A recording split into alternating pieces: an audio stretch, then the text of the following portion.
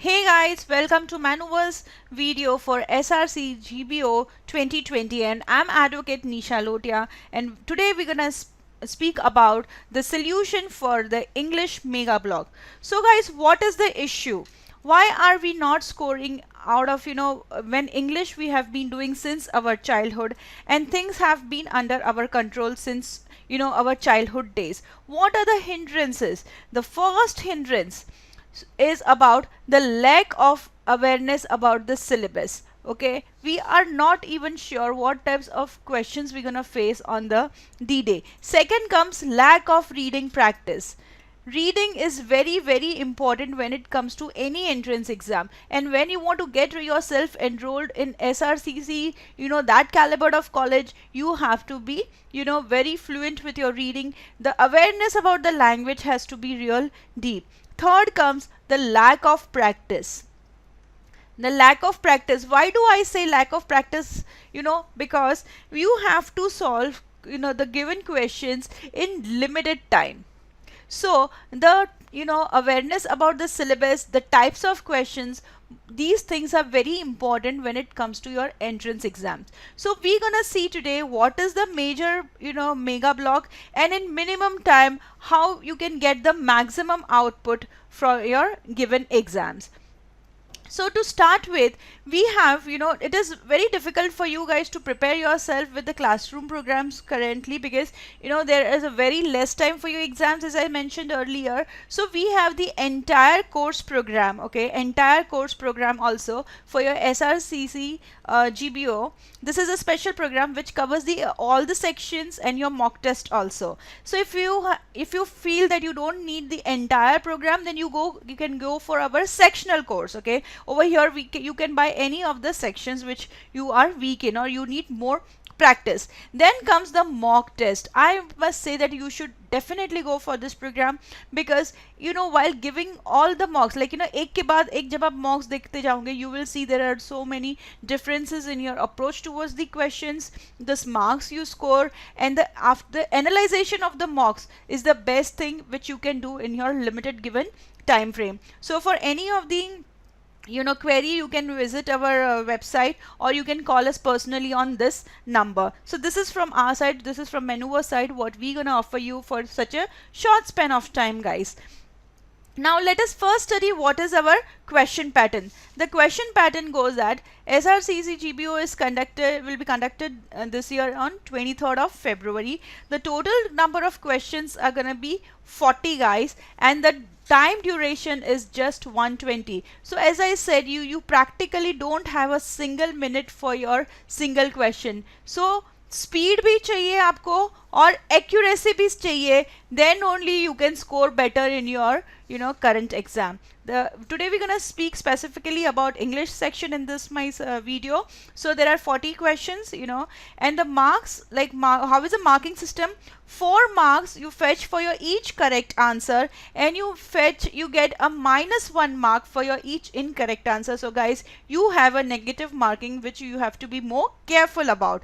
The types of questions, as we all know, is your MCQs. As I said in my video earlier, that syllabus is one of the most important thing that you should be aware, and the types of questions what you're gonna encounter in your D-Day, it is very important for your smart strategy and your scoring better. The first comes is your sentence improvement and sentence correction. These are nothing but your grammar based questions, guys.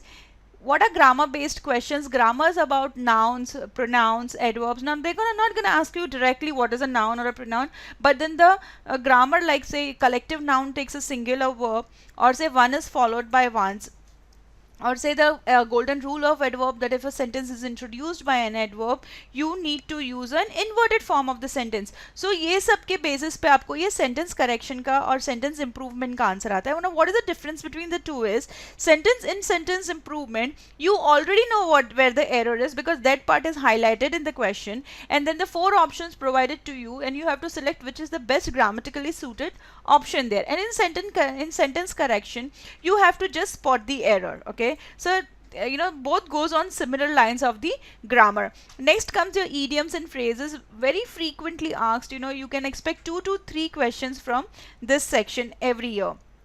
Analogies are nothing but the relationship between the given set of words. Now over here, relationship can be something which is similar or say opposite or anything. So the analogies are very important when it comes to your SRCC exams. One word substitution again, and then synonyms and antonyms. This is something your vocab based, absolutely vocab based question. Antonyms are the opposites of the given words and synonyms are the similar words, guys. So you have to before coming on the conclusion for antonym, you should know the synonym of that given word, then only you can come to the best given options. Now another is the fill in the blanks. Now this is not the normal filling the blanks, guys. This is close test for you. Close test is what? The four options given to you for the single blank or a double blank are gonna be very close when it comes to your vocab.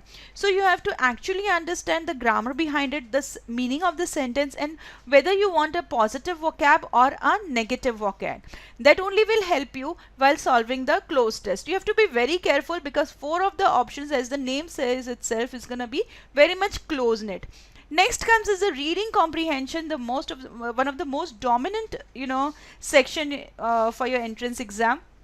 Over here, the best accuracy you can get is when you answer as per the author's point of view, guys. It is very important that you answer all your questions as per the author's point of view. You have to limit yourself, you have to avoid giving answers as per your own point of view. Sometimes it may happen that your views do not match with the author's view. Then also you have to strictly follow the passage and answers according to the passage only. Then only your answers and the computer's answer will match on the D-Day.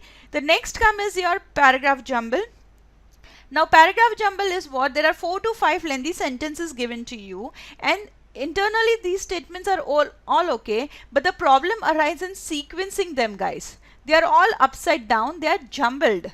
Okay, so while sequencing them, you have to see that in minimum time you get the maximum accuracy or you get the most accuracy. So sequencing will take time, but if you know the rules, like say noun is followed by a pronoun, or say the mandatory pairs, like say abbreviation is followed by your full form is followed by abbreviation, question is followed by answers, the positive part comes first and then comes the negative part. So these things help a lot when it comes to your paragraph jumbles, guys. Now this facts, inference, judgment, this is also a higher version of your paragraph jumble. So guys, the only tip I can give you, in such a short span of time, if you really want to score better in your English section, start reading newspaper regularly. आप हिंदू हैं या कौन सा भी ऐसे times of India है, economic times है, read the the first part, the headlines, and read the editorial cut. When you're going to read this, you're going to encounter so many different articles every day. So we'll understand, it is important for your reading comprehension. Then you will understand how the passage is written, so that will help you for your paragraph jumbles, and then thereby you will see the improvement in your overall English, which will help you in the entire section, guys. So reading is a must if you want to crack a better exam. Now guys, I'll solve for you one question which is based on your paragraph jumble. We read the direction first. In the following paragraph, opening sentence is given followed by a group of sentences which, if placed in correct sequence, will form a coherent paragraph. You have to select the most appropriate option out of the given ones that follow the paragraph. So this is nothing but your paragraph jumble, as I explained you earlier. Now the opening sentence has already been mentioned to you. So paragraph jumble over here, these sentences are internally okay, as I said you. What is the problem? The problem arises in sequencing them. Abhi A pehle aayega, after the opening sentence will A be, or the connecting statement B, C or D.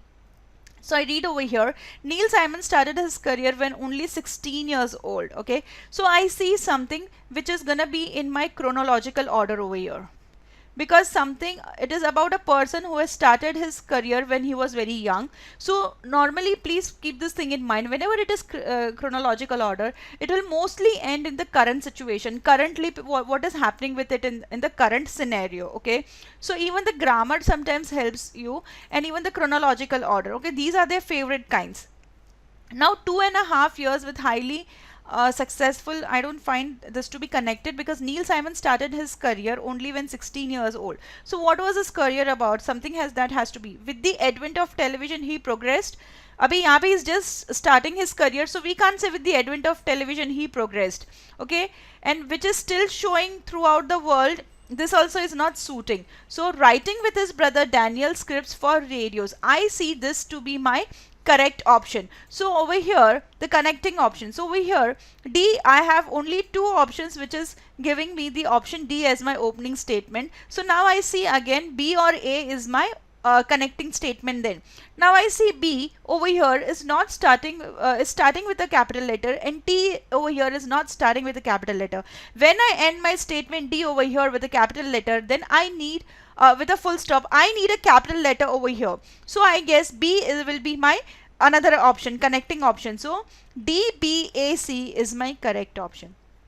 So these are various techniques whereby you don't need to read the paragraph and sentences again and again, because reading again and again won't help, because they are not, sequenced properly. They are already jumbled. So jumbled sentence won't give you meaning in itself. You have to, make it a coherent paragraph. So these are just few techniques what I've showed you. When there is a chronological order, or when two things are compared, or say when it is grammar based, things become very easy. It looks jumble paragraph looks to be difficult, but very easy when solved with certain tricks. So if you join our online program, we have such tricks for all the sections. We have such shortcut tricks, and the decoding, all the codes which you can decode very fast, and you can come to your answer very quickly in with a great accuracy. So the special program covers the entire course. The sectional program covers the particular section you're interested in, and the mock test, which is I suggest always very important at this point of time.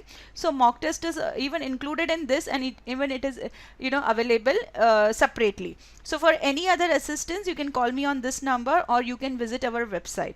Okay, so prep smart and score better. All the best, and thank you.